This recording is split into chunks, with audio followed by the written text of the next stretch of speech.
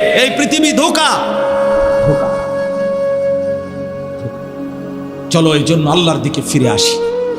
ইল্লা মান তাবা ওয়া আমানা ওয়া আমিলা সালিহান।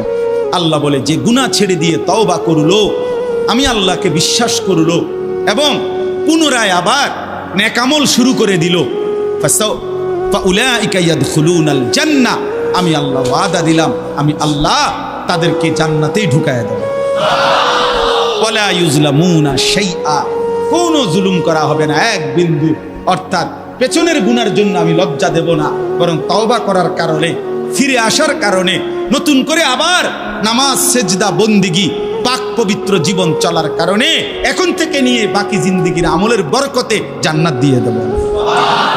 এই জন্য প্রিয় সন্তান, প্রিয় কিশোর, নওজোয়ান, যুবক, চলো ইনশাআল্লাহ বদলাইবার সিদ্ধান্ত নেই।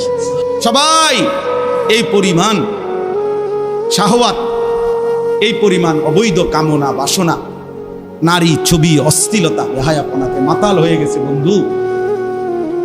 চারিদিকে, সমাজের চারিদিকে। হজ্জের সফরে ছিলাম, যে কয়দিন যাই খোঁজ খবর নিছি, দেশের খবর একটাই, হত্যা, খুন, ধর্ষণ, নারী নির্যাতন। আর সবচেয়ে আশ্চর্যের কথা হলো, আমি মনে হয় আমার এই ছোট্ট হায়াতে গত 30 বছরে আমি যেই কথাটা এতবার শুনি নাই, গত 2 মাসে বারবারই শুনি চারিদিকে।